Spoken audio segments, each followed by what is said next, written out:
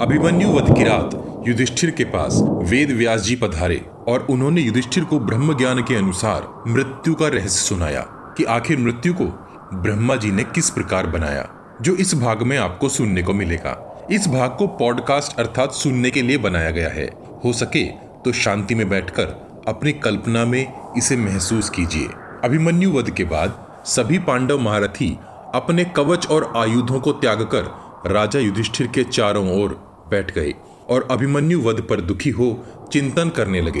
युधिष्ठिर अपने भाई अर्जुन के वीर पुत्र अभिमन्यु के मारे जाने के कारण अत्यंत दुख से विलाप करने लगे। युधिष्ठिर बोले, इतने महारथियों को जीतने के बाद और द्रोणाचार्य के निर्बाध व्यूह को नष्ट करके और अद्भुत पराक्रम के दर्शन कराकर हमारा वीर पुत्र रण क्षेत्र में सो रहा है। विलाप करते युधिष्ठिर ने अभिमन्यु के पराक्रम के बारे में अनेक बातें कही और अंत में बोले, अभिमन्यु के इस प्रकार मारे जाने पर मैं अर्जुन के सम्मुख किस प्रकार नेत्र उठा सकूंगा, सुभद्रा के सम्मुख किस प्रकार जाऊंगा। लोभी मनुष्य लोभ में उपस्थित किसी भी दोष को नहीं समझता। वह लोभ और मोह के वशीभूत होकर उसमें सतत लगा रहता है।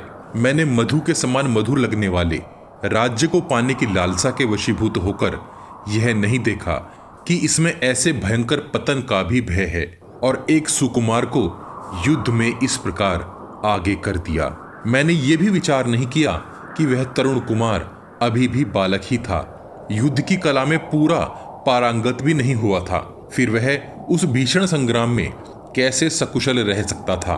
हम आज युद्ध में जीवित तो बच गए, किंतु अर्जुन के शोकाकुल नेत्र अवश्य हमें दग्ध कर डालेंगे, जिसकी देवता भी प्रशंसा करते हैं, जिसने निवात कवच और कालिके नामक दैत्यों का विनाश किया है, जिसने हिरण्यपुर निवासी इंद्रशत्रु पौलोम नामक दानवों का उनके गणों सहित संहार कर डाला था, और जो शत्रुओं को भी अभय दान देता है, उसके बलवान पुत्र की हम सब मिलकर भी रक्षा न कर सके। अब धृतराष्ट्र पुत्रों पर बड़ा भारी भय आ पहुंचा है। अपने पुत्र के वध से कुपित हुए अर्जुन कौरवों का समूल नाश कर डालेगा। देवेंद्र कुमार अर्जुन के इस पुत्र को रण क्षेत्र में मारा गया देख अब मुझे राज्य, विजय, अमरत्व तथा देवलोक की प्राप्ति भी प्रसन्न नहीं कर सकती।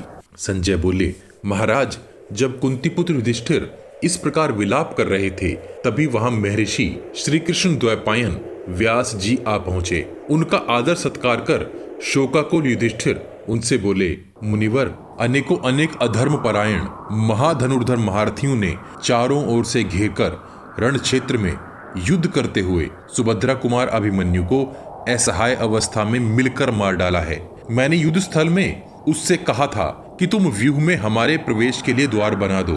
तब वह तो द्वार बनाकर भीतर प्रविष्ट हो गया, और जब हम लोग उसी द्वार से व्यूह में प्रवेश करने लगे, उस समय सिंधु राज जयद्रथ ने हमें वहीं रोक दिया। क्षत्रियों को अपने समान साधन संपन्न वीर के साथ ही युद्ध करने की इच्छा करनी चाहिए।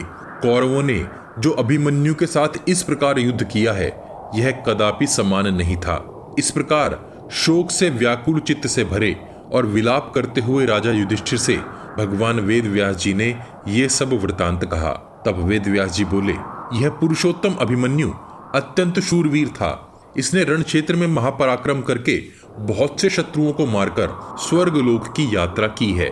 यह विधाता का ब्रह्म विधान है, इसका कोई भी जीव उल्लंघन नहीं कर सकता। मृत्यु तो देवताओं, दानवों तथा गंधर्वों के भी प्राण हर लेती है। युधिष्ठिर बोले, मुने, ये महाबली भूपालगण अर्थात राजा सेना के मध्य में मारे जाकर मृत नाम धारण करके पृथ्वी पर सो रहे हैं, अर्थात अब उनकी पहचान मात्र मृत शरीर से ही है।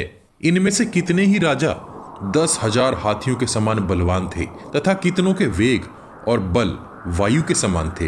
ये सब मनुष्य एक समान रूप वाले हैं, जो दूसरे मनुष्यों द्वारा युद्ध में मार डाल दिए गए हैं। इन प्राण शक्ति संपन्न वीरों का युद्ध में कहीं कोई वध करने वाला मुझे नहीं दिखाई देता था, क्योंकि ये सब के सब पराक्रम और तपोबल से संयुक्त थे। जिन योद्धाओं के चित्त में नित्य विजय पाने की ही धुन सवार रहती थी, फिर चाहे वे बुद्धिमान ही क्यों न हो, आयु क्षीण होने के उपरांत भूमि पर गिर जाते हैं। उनके विषय में मर गए यह शब्द सार्थक सा होता दिखता है। किंतु जो योद्धा क्रोध में भरकर युद्ध करते करते शत्रुओं के वश में पड़कर मारे गए, उस समय उनका समस्त अभिमान भी गल गया। यहाँ मुझे संदेह होता है कि उनके लिए यह शब्द मर गए कैसे प्रासंगिक हुआ, और यहाँ आखिर मृत्यु किसकी हुई? मृत्यु कौन है? मृत्यु कैसे होती है? और प्रजाओं अर्थात ब्रह्मा द्वारा रची गई प्रजा का संहार कैसे करती है? और यह मृत्यु परलोक में किस प्रकार ले जाती है? हे देव रूपी पितामह, यह सब मुझे बताइए। तब भगवान वेदव्यास जी ने शोक को शांत करने वाले वचन कहे। वेदव्यास जी ने कहा, इस विषय में एक पुरातन इतिहास को लोग कहा करते हैं। उसको सबसे पहले नारद जी ने राजा अकंपन से कहा था।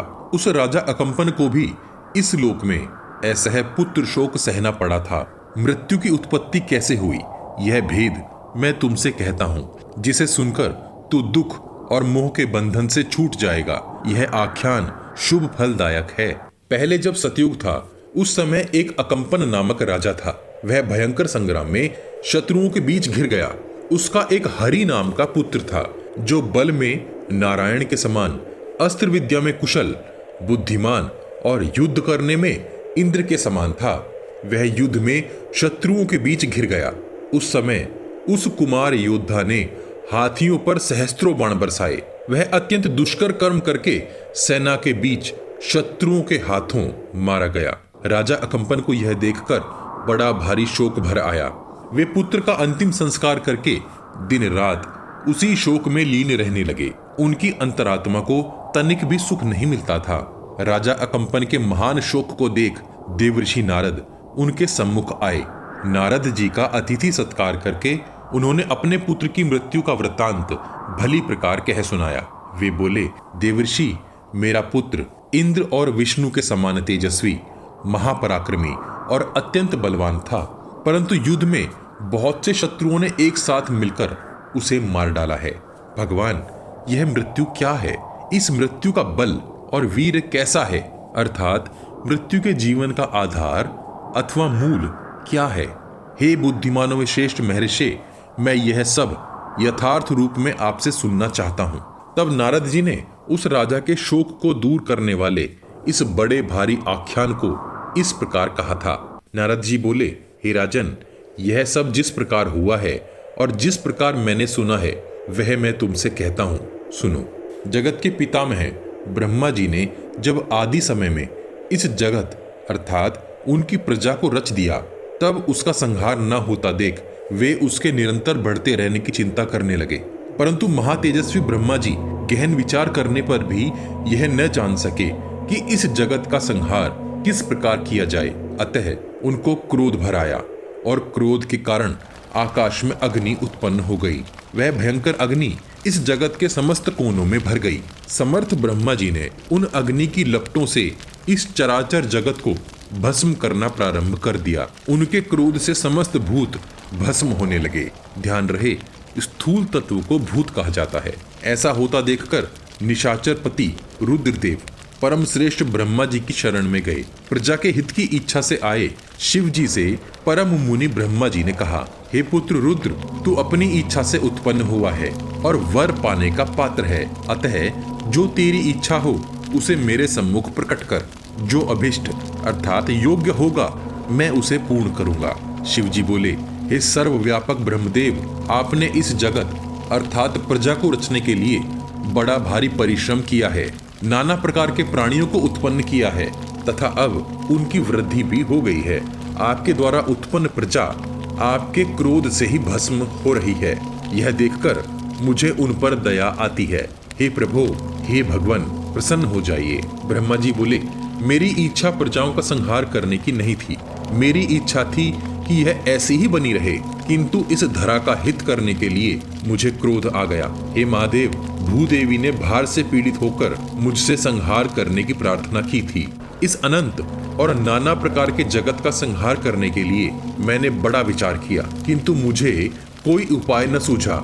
इसी कारणवश मुझे क्रोध चढ़ आया। इस क्रोधाग्नि से यह संसार स्वतः ही भस्म हो रहा है। शंकर जी बोले, हे वसुधा प्रिय, आप प्रजा का संहार करने के लिए इस प्रकार क्रोध न करें। इस जगत और स्थायी प्रजा को इस प्रकार नष्ट न करें। आपकी कृपा से भूत, भविष्य और वर्तमान से बना ये जगत सदा रहे, ऐसा ही कीजिए। आपके क्रोध से जो अग्नि उत्पन्न हुई है वह पत्थर, पहाड़, वृक्ष, नदियां, जलाशय सहित इस सकल जगत को भस्म कर रही है। हे प्रभु, आप प्रसन्न हो जाइए और मुझे वर दीजिए जिससे आपका यह तेज आप में ही विलय हो जाए। आप शीघ्र ही किसी ऐसे उपाय को करिए जिससे आपकी बनाई ये सब प्रजा नष्ट होने से बच जाए। हे आदिदेव, आपने लोगों का संहार करने का कार्य मुझे सौंपा था, अतः आपका ऐसा करना उचित नहीं है।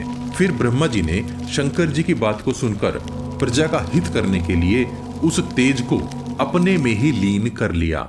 जब उस विराट क्रोध जनित अग्नि को ब्रह्मा जी ने स्वयं में लीन कर लिया, तब ब्रह्मा जी की इंद्रियों से एक शक्ति रूप स्त्री प्रकट हुई। उसका वर्ण काला, लाल और पीला था। उसके नेत्र, जिह्वा और मुख लाल लाल थे। कानों में कुंडल और शरीर पर दमकते आभूषण सुशोभित थे।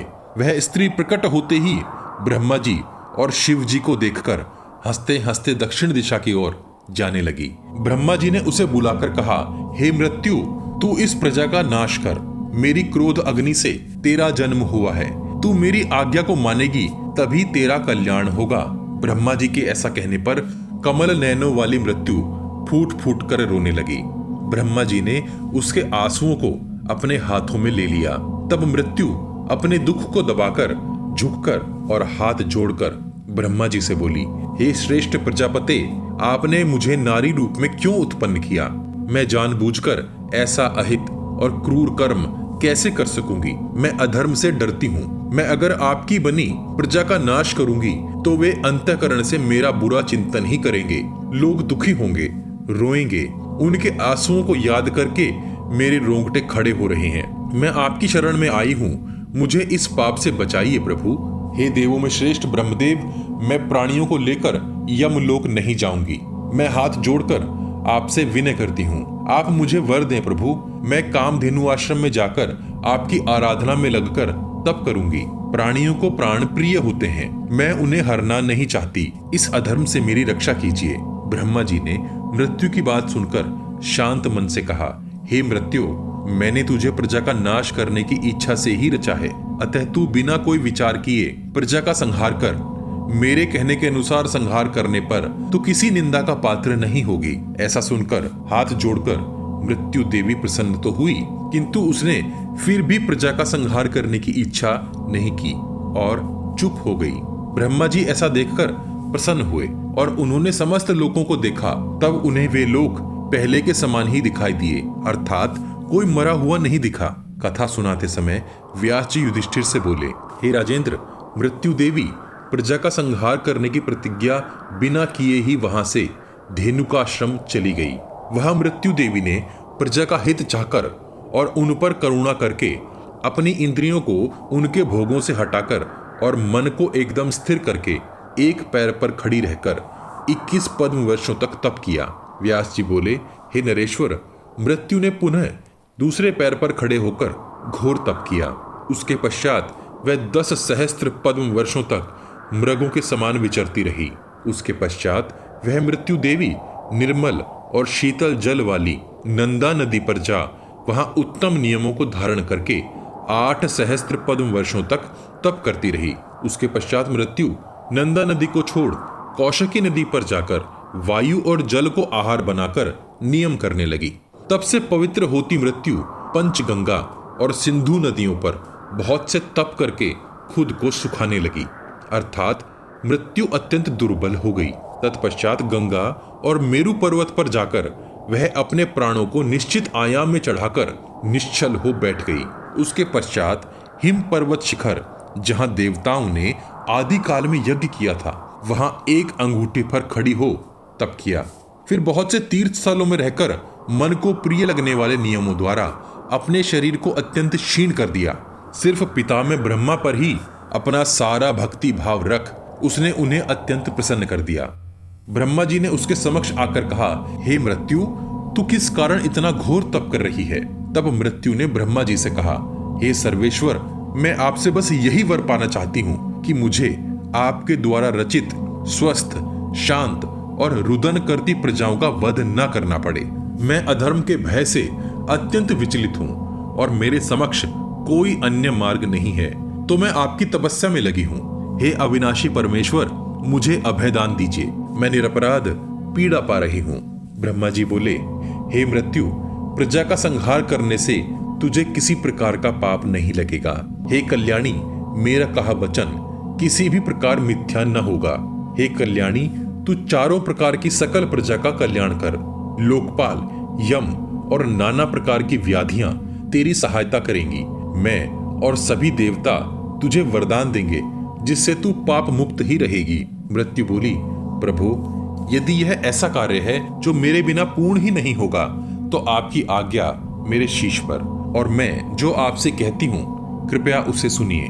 लोभ, क्रोध, असूया अर्थात दूसरों में सदा खोट ढूंढने वाला, ईर्ष्या, द्रोह, मोह, निर्लज्जता और एक दूसरे के प्रति कही हुई कठोर वाणी, ऐसे विभिन्न दोष ही देहधारियों की देह का भेदन करें। ब्रह्मा जी ने कहा, हे मृत्यु, ऐसा ही होगा। अब तू प्रजा का भली प्रकार संहार कर। तेरे आंसुओं की जो बूंदें मेरे हाथों में आई थी, वे प्राणियों के शरीर में व्याधि बनकर उनको नष्ट करेगी। तू प्राणियों के लिए एक गुण रूप हो जाएगी। तू धर्म की स्वामिनी, नित्य धर्म कर्म करने वाली होगी। प्राणियों को हरते समय तू कामना और क्रोध को त्याग कर प्राणियों को हर। इससे तुझे धर्म लाभ होगा और अधर्म स्वयं ही पाप करने वालों को नष्ट कर देगा। मनुष्य अनेक प्रकार से असत्य भाषण कर अपनी अपनी आत्माओं को पाप में डालते हैं। व्यास जी ने युधिष्ठिर से कहा, उस दिन से वह मृत्यु क्रोध और काम को त्याग कर अंत समय में प्राणियों के प्राणों को हरती है और स्वयं निष्पाप रहती है। मृत्यु जीवित प्राणियों को हरती है और जीवित प्राणियों को ही मृत्यु से उत्पन्न होने वाली व्याधियां लग जाती हैं। व्याधि रोगों का नाम है जिनसे प्राणी पीड़ा पाता है। अतः राजन, तू निष्फल शोक न कर।